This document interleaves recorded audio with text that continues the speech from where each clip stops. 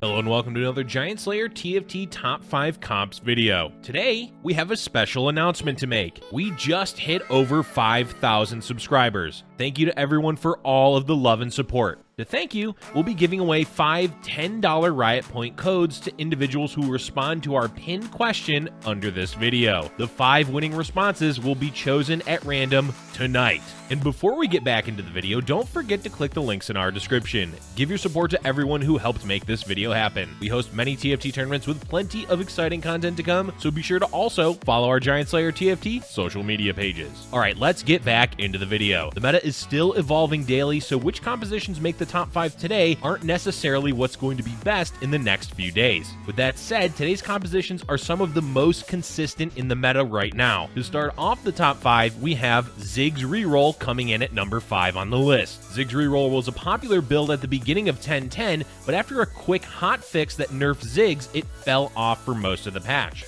But near the end of that patch and now into 1011, it is clear that Ziggs 3 with the double Seraphs is still a strong composition. The core champions will be Rebels, with Ziggs 3 and Malphite 3 being the most important. Commonly, you'll add in Jinx later as a secondary carry. From there, your goal is to find Gangplank and 2-star him, as he's the win condition for the late game in this build. As mentioned, the most important item to go for on Ziggs is Seraphs. This means you will want a lot of tiers. Deathcap is a good third item, though any magic damage item can do well. Gangplank will be the second champion you prioritize items for, with Guardian Angel being the best. Lastly, you can give offensive items to your Jinx if you find yourself with extra swords and bows. Unlike most reroll builds, Ziggs can do consistently well because of the strict requirements needed to play him. Generally, you'll hyper roll for Ziggs 3 and Malphite 3, so good indicators for doing that are at least 3 of each by round 3-1. But the most important thing you'll need before committing to this build is at least 2 tiers, preferably 3, after Krugs. Without tiers, this composition does not work well and will almost certainly bottom 4. Moving on, let's get into the number 4 composition on the list, Brawler Blaster. While the core of this build is going to be the standard 4 Brawler and 4 Blaster, the Blaster is much less important the later the game goes on. Jinx, while a strong mid-game carry, does fall off in the later stages, so you'll need to find Misfortune to pick up the slack to top 4. So that makes the mid-game core champions 4 Brawlers with Jinx, Graves, and Ezreal. At level 8, you can play Lucian for 4 Blasters until you find Misfortune to replace the Lucian. Once you've found Misfortune, the build can diverge a bit and you can add in several different champions such as Kayle for Valkyrie or Gangplank as a strong legendary unit. But to keep it simple, the important champions are Jinx, Misfortune, and the 4 Brawlers for your front line. Even though Misfortune ends up being the primary carry, you'll want to start with Jinx items as your priority. Last Whisper is still a good option despite getting nerfed, and it pairs well with Infinity Edge. Deathblade is another strong item that can be made from the sword, and a hybrid item of defense, utility, and damage that's great on Jinx is Red Buff. Defensive items include Guardian Angel, Quicksilver, and Trap Claw. Misfortune works best when given Quicksilver, as having her ultimate channel the full duration on the first cast is key to winning late game fights. Other than that, any mana or magic damage items do very well on her. Any leftover items can go on your front line, generally on Cho'Gath or Vi. Keeping with the theme of flexible compositions, up next is Jhin Carry as the number 3 composition. Jhin Carry is less about a specific core build and has more to do with the type of playstyle. This is going to be a common theme for any non-reroll compositions in the meta, as playing flexible has become the standard. So with that in mind, Jhin Carry is about using him as your focal point to build a composition around. Generally, the simplest way to describe it is having a good front line with Jhin and Ashe as your backline, with the Xerath as your late game win condition. One of the more commonly played versions will be 4 Vanguard with Jhin, Ashe, and another Celestial. Darkstar is another way you can play Jhin as well. Whichever variation of frontline and traits you'll use, the core champions each time you play a Jhin-focused build will be Jhin, Ashe, and later on, Xerath.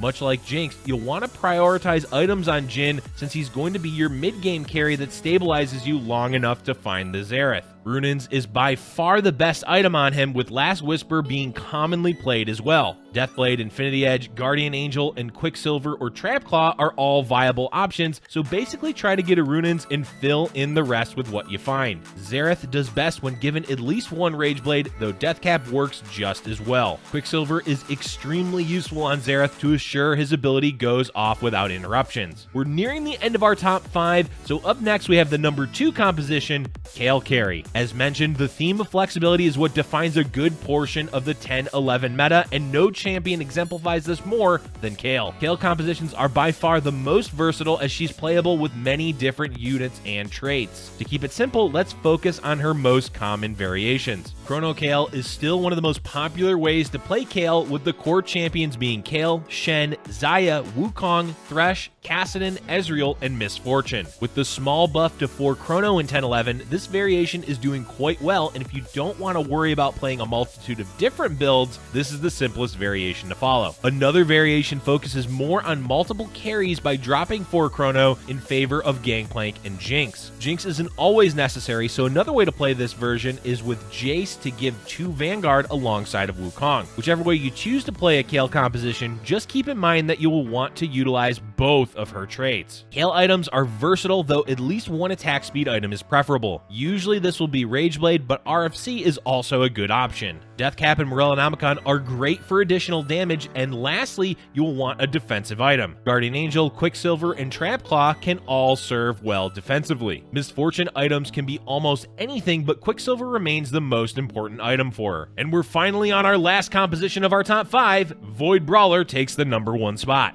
Void Brawler is easily one of the most consistent reroll focused composition, as it's common to see multiple players in a lobby playing this build, and there will be at least one of them in the top 4. The strength of it really comes from Kha'Zix carrying the mid game and the sheer amount of damage that Void champions can put out later on. The core champions of this build are all 4 brawlers, with Kha'Zix, Vel'Koz, and Twisted Fate. At level 8, you'll add in some type of Infiltrator, though it usually does end up being Fizz. Kha'Zix is the main goal of the early and mid game of this build, alongside Malphite 3 and occasionally Twisted Fate 3. But by far the most important is the Kha'Zix. To play this build, you'll simply need a good start for it, meaning at least a Kha'Zix 2 and a few Malphites. From there, you can hyper roll the build on 3-1 or slow roll it on level 5. Whichever route you go, the goal is to hit Kha'Zix 3 to stabilize your mid game. After that, you'll want to get to level 7 quickly and find Cho'Gath with Vel'Koz. Late game, the win condition of this build is generally Vel'Koz 3, so you'll roll for that instead of going to level 9. Kha'Zix is the mid-game carry, and as such, you'll want to itemize him first. But Vel'Koz is arguably more important for items because he uses a few specific ones to do well. Quicksilver is by far the most important on Vel'Koz, with a tier item like Seraph's and Morellonomicon as the third. The tip about this composition is the mid-game is running Kai'Sa for 2 Infiltrator and stacking the Vel'Koz items on her until you find him later. There's quite a few items that you can play on Kha'Zix, which include Rapid Fire Cannon, Infinity Edge, Ziggs,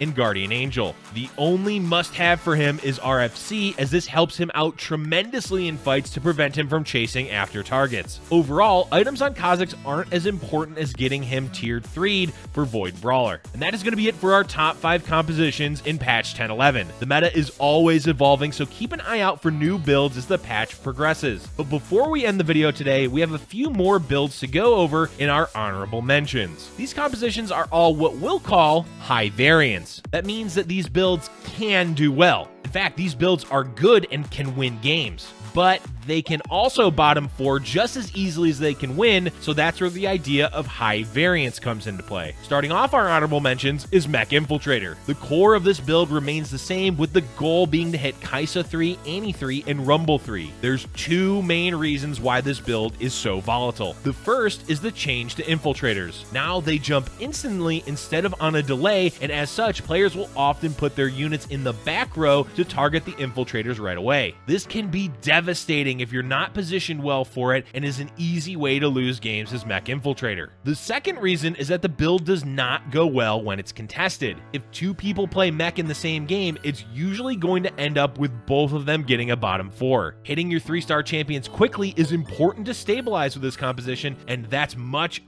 harder to do when contested. Overall, Mech Infiltrator is still insanely strong when you get all the necessary 3 stars and a Demolitionist charge on Kai'Sa, but the high variance of it makes it much more risky than in the previous metas. Next up on our honorable mentions is Shredder. Shredder is still super strong despite receiving several nerfs in 10-11. These nerfs are a big reason as to why this build has high variance, because you really need a good opening to do well. The nerfs to Shredder were 20 extra mana on Xayah, less damage on Caitlyn 3's ability, Jarvan's ultimate lost some attack speed at tier 3, and Last Whisper went from 90% armor reduction down to 75%. When you combine all of those, it weakens Shredder by a good amount. That said, it's still really strong when you can get Xayah 3, Caitlyn 3, Jarvan 3, and Shen 3. It's not just a build you can hard force every game anymore and get consistently good results. To play Shredder, now you're going to want to have at least 4 to 5 Xayahs on 3-1 before you roll down. Preferably, you'll also have a Caitlyn 2 and a Jarvan 2. Items aren't too strict anymore because Deathblade can make up for any lost damage from Last Whisper, and Last Whisper is still a strong option.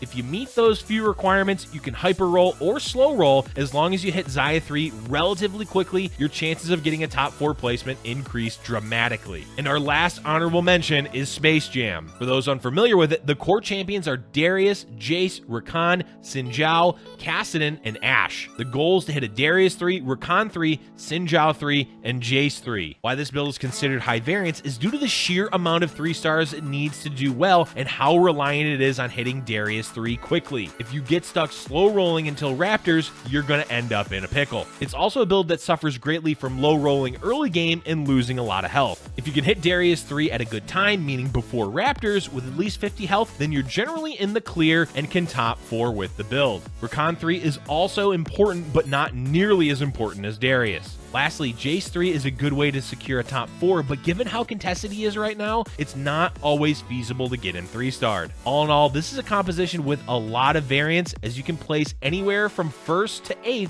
when playing it. That is going to be all for today, folks. We are loving patch 10.11 and the way that the game has evolved into several different playstyles, whether that's being flexible with multiple different 4-cost carries or pressing the D key to hit those 3-star champions. Don't forget to comment below on our pinned question for a chance to win the Riot Points giveaway. Thank you for watching, and if you're enjoying our content, be sure to hit the like button and subscribe for future Giant Slayer TFT videos.